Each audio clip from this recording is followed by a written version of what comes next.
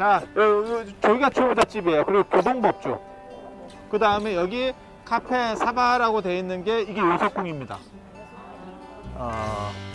그 아세요? 혹시 그런 얘기 들어봤어요? 흉년에 재산 늘리려고 하지 마라. 그게 제부자.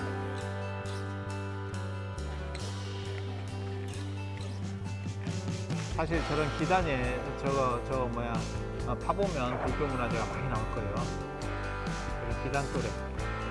저게 다 옛날에 사찰을 건축할 때 쓰던 그런 돌들이거든. 네, 그 양반집 돌이 아니고,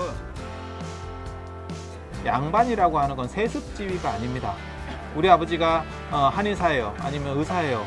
근데 어쩌라고? 아들이 의사요? 아니에요.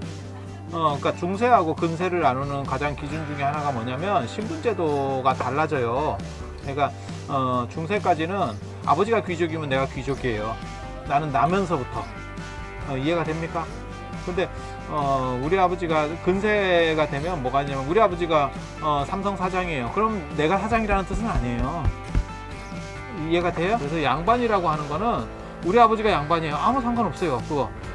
그래서 3대가 계속 그 옥당에 못 들어가면 사건부 사원 홍문관이라고 하는 그 요직입니다. 그쪽에 못 들어가면 양반이 아닙니다. 그래서 조선 후기가 되면 이런 경상도에 양반 거의 없다고 보시면 돼요. 주역에 보면 그런 말이 있어요. 적선지가 필요여병이 있고 저각지가 필요여왕이라고 들어보셨지? 선을 쌓은 집에는 반드시 남은 재앙이 있고, 경사가 있고, 그 다음에 악을 쌓은 집에는 재앙이 있다 라고 하는 거잖아요. 그게 되게 재밌는 게, 불교는 개인 룰이기 때문에 내가 선업을 지으면 내가 선업을 받아. 그럼 개인이 받는 거예요. 근데 유교는 집단주의입니다. 그래서 내 집안이 덕을 쌓으면 내 후손이 발복해. 집안으로 나가는 거예요. 그러니까 불교는 내가 지으면 내가 받는 거예요. 지금 여기서 못 받으면 다음 생에 내가 받는 거야. 그러니까 개인 룰이에요. 개인 룰. 그런데 유교는 집단 룰인 거야. 집단 룰. 그렇기 때문에 내 집안이 덕을 쌓으면 후손이 발복해. 이해가 됩니까? 명당이라고 하는 것도 마찬가지거든요. 명당이라고 하는 것도 마찬가지예요. 내가 명당 자리에 들어가면 좋은 게 없어요. 내 개인적으로는. 내 후손이 잘 되는 거야.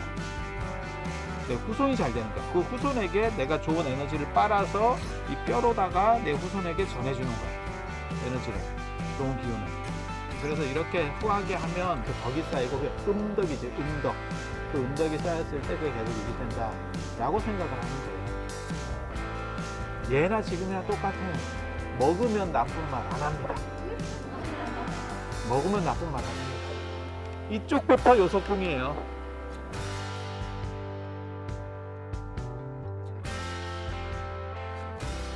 점심을 먹어야 그 요석궁 유적을 좀 볼 수 있어.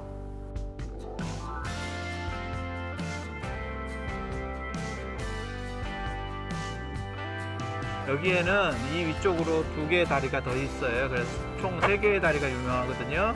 이게 이제 월정교라고 하는 가장 대표적인 다리입니다. 군사도로입니다. 군사도로. 나무로 되어 있기 때문에 저 누각을 덮는 거예요.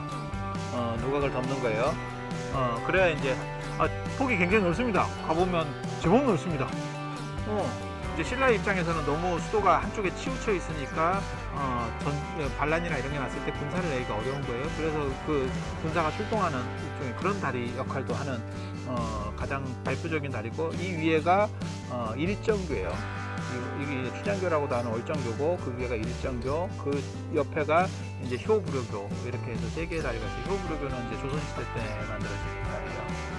엄마가 바람 피러 가는데 아버지가 돌아가시고 엄마가 저녁에 바람 피러 다니는데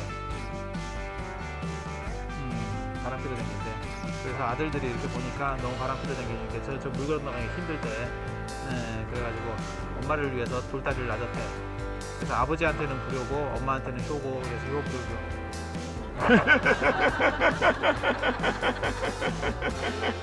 그리고 원효가 건넜던 다리는 이 다리 아닙니다. 저 아까 우리 깨골탕 같은 저런 다리 이렇게 건너온 거고, 그러다가 떨어지니까 충분히 넘어갈 수 있는 거예요. 저런 돌다리는 아니었을 거고, 아마 합판 같은 걸로 옛날에 이렇게 나무나 이런 걸로 거쳐서 다리 났을 거예요.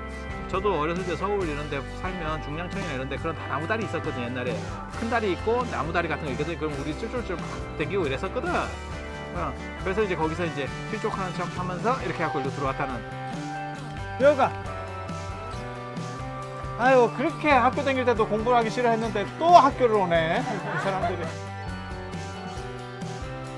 자, 대성전 여기는 공자 사당이에요. 그래서 중국에 보통 이제 공자 제자로 알려진 72명, 그 다음에 우리나라에서 16명, 아니 동국 18명. 여기 같이 다 모시면 최고 A급이고, 자리가 좁고 이러면 이제 들어가고 나가고가 이제 차이가 있어요. 들고 나고. 그래서 공자와 그 패밀리들 이해가 됩니까? 그러니까 부처님으로 얘기하면 부처님과 뭐 10대 제자 모시는 데도 있고, 부처님과 500나암 모시는 데도 있고, 뭐 16나암 모시는 데도 있고, 뭐 그런 거 생각하시면 돼. 별로 안 어려워요. 그런데 봐봐, 공자를 모셔서 전이라고 하는 거거든요. 크게 이루었다. 저 이뤘다는 의미는 맹자가 공자를 뭐라고 얘기하냐면 집대성했다. 고대 문화를 집대성했다. 그래서 집대성, 그래서 대성이란 성인 성자를 안 쓰는 거예요. 보통 대성 이러면 큰 성인 이렇게 쓰는 건데, 크게 완성했다라고 하는 얘기고, 아무튼 머리가 굉장히 큰 듯한 느낌이 드는 지붕이 과장됐다라고 하는 거예요. 제가 과장됐다라고 하는 거예요. 권위적 건물이라고 하는 거예요. 제가 유교 건물의 특징 중에 하나입니다. 그러니까 좀 이렇게 사람을 위압하려고 하는 속성. 불교 건물들은 자연 친화적인 산하고 같이 이렇게 산선을 맞춰서 가는, 산맥의 선을 맞춰서 가는 것처럼 이렇게 자연 친화적인 특성을 보이고, 같은 한옥이라도 완전히 다릅니다. 얘네는 약간 이렇게 직선 같은 느낌이 드는 한옥이에요. 이 앞에 이제 동제서재 뭐 이런 것들, 이 기숙사, 옛날로 말하면 기숙사 같은 거거든요. 이런 것도 봐봐. 그러면 이제 뭔가 이렇게 반듯하잖아. 그치? 그러니까 여봐라. 여봐라. 그 개구멍 보는 사람도 여봐라. 자, 여봐라. 하나, 둘. 자, 가자.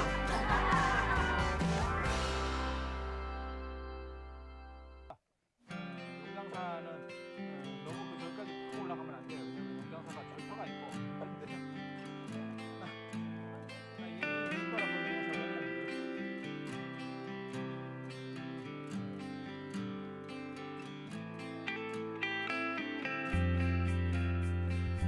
여기는 제가 밴드에도 그거 써놨지만 다 들립니까? 금오신화. 금오신화를 썼던 금오봉이고, 그 설잠이 김시습이요. 그 뭐 오세신동이라고 알려져 있는 김시습이 몰라, 뭔지는 나도 잘 모르겠어요. 시습이라는 게 논어에 보면 하기시습지 불영여로와, 그래서 시습이에요. 그 시습이라고 지었다고. 논어 첫 대목을 따서 시습이라고 지었고, 세종 때 가가 그렇게 똑똑하다며, 가가 이래가지고 세종이 데리고 왔대. 왕궁으로 이렇게 해갖고, 야가 이렇게 똑똑해? 이렇게 했다는 거예요. 그래서 얘기를 해보니까 얘가 똘똘해. 똘똘해. 옛날 애들이 원래 또 띠리 하거든. 근데 이제 5살에 요즘 애들 같이 영악했는갑지. 세종 때 요즘 애들이라고 생각하면 돼. 그렇게 해서 애가 똘똘하니까 세종이 비단 20필을 이제 하사, 20필인가 뭐 그럴 거야. 아마 그냥 하사하면서 어떻게 가갈래? 이제 이렇게 한 거야. 그랬더니 김시습이가 그게 어떻게 했냐면, 비단을 20필을 들 수가 없잖아, 5살 먹은 애가. 그러니까 한 필씩 다 이렇게 풀러가지고 맨 앞꼬리만 들고 쭉 가더래. 끌고. 그랬더니 20필이 따라가더래. 불합니다. 드는 거나 밑에 전부 펴져가지고 마찰 일으키는 거나 무게가 큰 차이가 없어요. 그거는 김시습이에 대한 어떤 뭐랄까 천재성 이런 거를 얘기하는 데 있어서 나오는 사기입니다. 사기, 정확하게 말하면. 그건 사기고, 그런 정도로 이 사람이 유명해져요. 그 유명해지는 이유는 나중에 아시다시피 이게 생육신 뭐 이래가지고 단종에 대한 어떤 애틋함 이런 것과 섞여가지고 이제 신화적인 얘기들이 점점 만들어지는 거예요. 근데 이 양반이 이제 출가해서 설잠이라고 하고, 이게 원래 강릉 사람인가 그럴 거예요. 설잠이라고 하고 이제 승려 생활을 하다가, 제가 밴드에 올려놓은 그 돌덩이 같은 게 그게 김시습 살이에요. 이번에 그 조계종으로 반환된 그 무량사 옛날에 묻어져 있었던 살인데, 그렇게 해서 뭐 이렇게 출가 생활을 해요. 근데 출가 생활도 순탄치도 않아. 이게 성질이 이게 좀 별로 안 좋아요. 내가 보기엔 상태가 별로 안 좋은 사람이야. 그래서 제가 늘상 얘기하는 거 있어요. 이름 잘 줘야 된다고. 이름을 좀 복스럽게 이름을 짓고, 말할 때도 복스럽게 해야 돼. 제가 이제 복스럽게 말을 못해서 별로 이게 좀 잘 안 돼. 근데 복스럽게 해야 돼, 진짜.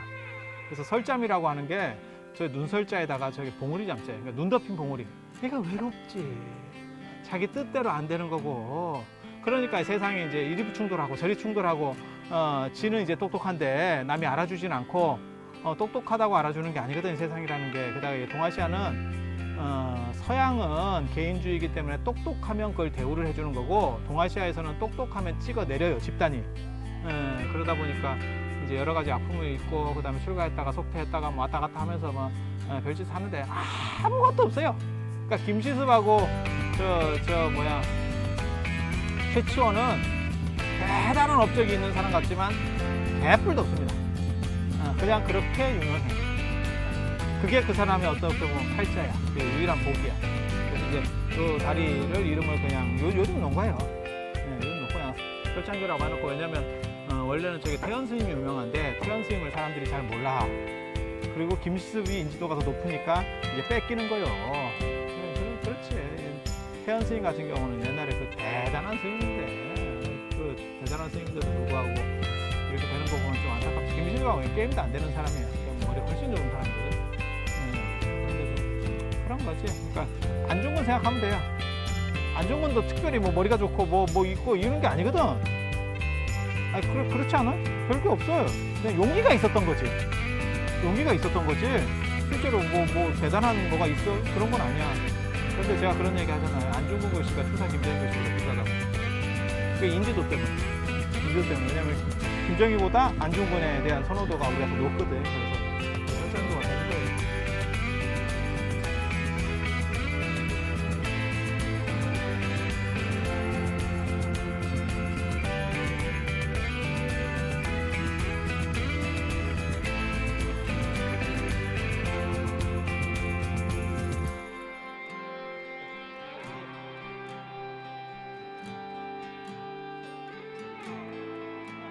여기가 태연스님절이거든요. 태연스님절. 용장사가 뭔지 모르겠어요.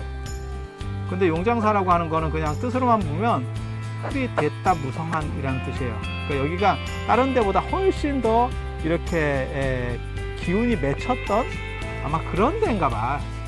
그래서 요사체는 저 밑에 쪽에 있고, 좀 내려가는데 조금 밑에 쪽에 거의 아무것도 없어요. 그냥 대나무밭 옆에. 그쪽 요사체고, 여기가 쉽게 말해서 메인 법당이고, 이제 절이 커지니까 아마 탑을 만들고 이랬을 거예요. 그래서 태연 스님이라고 하는 스님이 우리나라 3대 저술가예요. 태연, 경흥, 원효 이래가지고 세 명이 저술을 참 많이 하고 똑똑한 사람인데, 경흥하고 태연은 같은 그겁니다. 유식학파. 유식학파가 뭔지 아세요? 요가학파. 현장 스님 똘마니, 현장 스님 계통, 그쪽 학문을 하는 사람들. 이 법상종 계열이 나중에는 고려시대 때까지만 해도 굉장히 커요. 그래서 화엄종과 더불어서 법상종이 어떻게 보면 교종의 최고 종파라고 보시면 돼요. 그리고 선종의 최대 종파는 선종하고, 그러니까 조계종하고, 또 하나는 천태종, 이렇게 두 개라고 보시면 돼요. 그래서 법상종, 이게 법상종절입니다. 그러니까 이 법상종은 누구를 모시냐면 미륵을 모셔요. 미륵을. 그래서 법상종절로 지금 대표적으로 나와 있는 절이 법주사, 통리산 법주사, 청동미륵대불. 거기에 그만한 크기는 아니더라도 불과 한 100년 전까지만 해도 그런 불상이 실제로 있었어요. 진표율사가 통일십자시대 때 만들어 놓은 게 그것만 갖고 세계문화유산이 될 건데, 그걸 대원군이 당백전 만든다고 녹였어. 그래서 법주사 같은 데가 그 미륵종 사찰이에요. 법상종, 미륵법상종. 또 한 군데가 유명한 데가 금산사 미륵전 뭐 이런 거 있잖아요. 그래서 그렇게 돼 있고, 여기는 그 태연 스님이 주석하시면서 어떻게 주석했는지 몰라요. 이게 좀 문제가 뭐냐면, 이 산의 가장 큰 문제가 물이 좀 멀어요. 물 떠다 먹어야 돼. 이게 보통 일이 아니야. 그렇지 않아요? 보통 절 옆에 물이 바로 있어야 되거든. 근데 물이 좀 멀다는 단점이 있어, 이 산이. 그래서 태연 스님이 여기서 주석하시고, 그 다음에 금오신화도 여기서 써졌을 거라고 이제 추정을 하는 거고. 연화자대, 그지? 부처님은 항마촉진, 이렇게 석가모니 부처님, 이렇게 석가모니 부처님, 그리고 여기에 이렇게 물결 장식 같이 이렇게 옷이 많은 거는 이게 통일신라 하대. 하대 부처님이에요. 그래서 이게 이런 걸 보고 뭐라고 그러냐면 양식화됐다라고 하는 거예요. 실제로 옷선이 이렇게 되진 않거든. 그래서 더 장엄해 보이려고 오버하는 양식이에요. 이 부처님 같은 경우 신체 비례도 아주 좋고, 사실 이게 너무 양식적이지만 않으면 그러면 훨씬 더 준수하고 이렇게 어떻게 보면 시대가 더 올라갈 수 있는. 그러니까 통일신라가 되면, 통일신라가 우리나라에서 제일 잘 살던 시기거든. 아이고 얼굴에 벌써 다 생기겠네. 그래서 통일신라가 우리나라 제일 잘 사는 때고, 그 통일신라 중에서도 통일 직후 문무왕, 신문왕, 그 다음에 그 성덕왕, 이때가 최전성입니다. 그리고 거기에서 조금 지나면 이제 북사 석굴암 나오는 그때가 이제 난숙기라고 하는 거, 그 뒤부터 이제 꼬꾸라지는 거예요. 그래서 우리나라 전 역사를 통틀어서 그때가 제일 잘 사는 때고, 그러다 보니까 정신적 균형이 이루어지면 이렇게 이런 상호가 좋은 부처님들이 나오기 시작해요. 그래서 돈이 있고 문화가 높으면 아무래도 다 발전하는 거고, 그 다음에 통일신라 하대로 들어가면 이제 맨 마지막 끝날 때쯤 되면 이제 선종이 나오기 시작하거든요. 선종이 들어와요. 선종이 들어오면, 선종은 마음 공부 중심이에요. 마음 공부 중심이라고 하는 건 뭐냐면 초점이 내 마음에 맞춰져 있어. 그러면 이런 존상 만드는 건 어떻게 될 것 같아요? 상대적으로 떨어지겠죠. 그죠? 그래서 개인화되면 이런 문화, 외부적인 문화들은 떨어져요. 그래서 교종이 발전할 때 이런 문화들이 훨씬 좋아지고, 그 다음에 이제 선종이 발전하면 이런 건 떨어지고. 태연 스님이 저번에 그 제가 밴드에 올려놨잖아. 이제 예불하고 이렇게 해서 부처님 머리를 돌려놨는데, 그래서 너무 돌려가지고 떨어져. 부처님이 먼저 파손이 됐고, 그 다음에 나중에 그런 전설이 붙었을 때 이렇게 부처님 목이 떨어지니까 그거를 심지를 꽂았을 거예요. 이렇게. 그래서 보수를 하는 거지. 여기 뚫어가지고 양쪽에 밑에 몸도 뚫고, 그래갖고 철근 같은 거 박아놓으니까 나중에 헐거워지니까 약간씩 놀았을 거예요. 그래서 그런 게 태연 스님 전설하고 붙어서 아마 뭐 목이 돌아갔다, 이런 얘기들이 스토리가 만들어졌을 겁니다. 그래서 여기 장육존상을 모셨다 하는데, 그게 여기 장육존상이면 한 5m 정도 되거든요. 5m짜리를 모실 만한 공간이 전혀 없어요. 그래서 저렇게 삼륜대자를 모신 뒤에다가 아마 모시지 않았겠나. 요거를 장육존상이라고 사람들이 하는 것 같다. 그래서 저게 이제 미륵이다라고 추정을 합니다. 그리고 저 보면 스님 같기도 해요. 스님 같기도 해.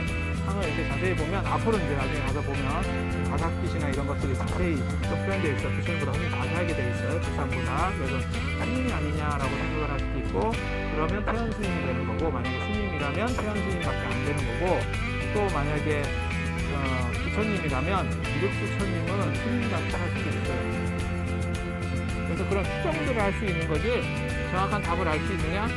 머리가 없으면 알 수 없습니다. 자, 이 부처님 봐봐, 부처님 봐봐. 저 가사짜리랑 이런 것도 뚜렷하고, 밑에 저 치마같이 이렇게 흘러내린 거 있지? 저걸 이제 상현자라 그러는데, 저게 미술사적으로 큰 문제가 있거든.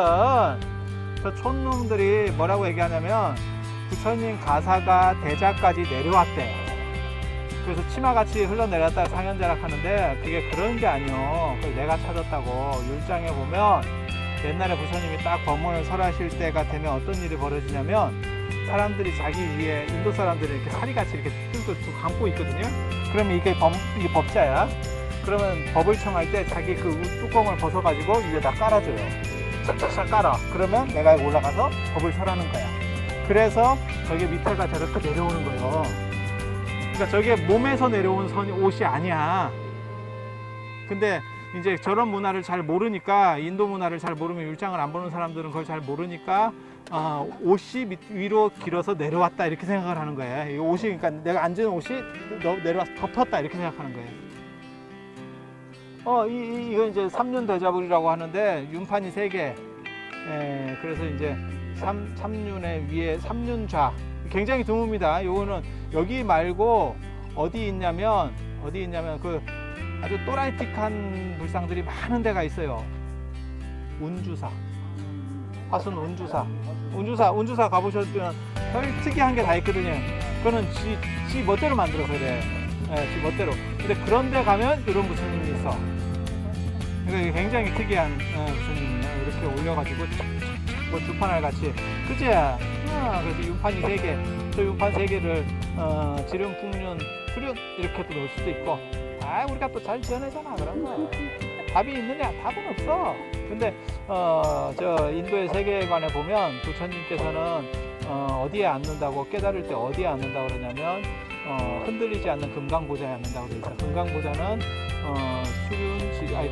풍륜, 수륜, 지륜 그 위에 그 맨 밑에서부터 올라오는 아주 안 흔들리는 땅이 있어. 그게 금강보좌야.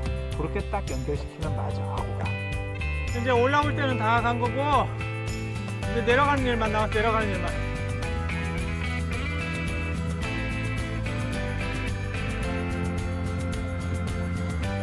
이게 큰 연화자대예요. 자세히 봐봐. 연꽃으로 쫙 있어요. 여기 한 5m짜리 부처님이 이렇게 서 계셨을 거야. 아까 그 밑에서 봤었던 삼륜대자 있잖아요. 그게 한 5m 정도 되는 거거든요. 그만한 부처님이 서서 이쪽을 쫙 보고 계시는 거예요. 근데 이 부처님이 없어서 좋은 점이 딱 한 가지가 뭐냐면 부처님 자리에 서거나 앉을 수 있고, 그 다음에 부처님 눈으로 한번 볼 수 있어, 세상을. 거기서 이렇게 한번 딱 보면 세상이 어떻게 보이는구나 라는 게 있어. 자, 여기가 상설암, 제일 큰 부처님이 계시는 상설암입니다. 이렇게 좋은데 여기서 아까 왜 저쪽에서 가야 잘 보인다고 얘기하냐면 터가 좁아가지고 만만치가 않아요. 저번에 제가 그 밴드에도 그런 얘기를 했지만 이게 이제 부처님이 바위에서 나오는 것 같은, 그렇지 않은? 사람이 보통 얼굴을 많이 보기 때문에 얼굴만 저렇게 도들새김을 해놓으면 돋아져 있다고, 그래도 몸 전체가 이렇게 구조가 되어 있는 듯한 그런 착시 현상이 일어나요. 그래서 훨씬 더 잘 조성이 된 것처럼, 실제로 밑에는 약간 두성이하고 위에는 이게 좀 뚜렷하게 되어 있잖아, 그게.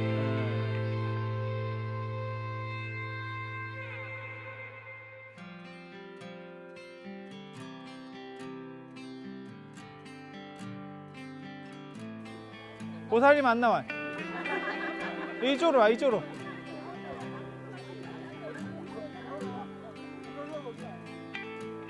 보살님 안 나와.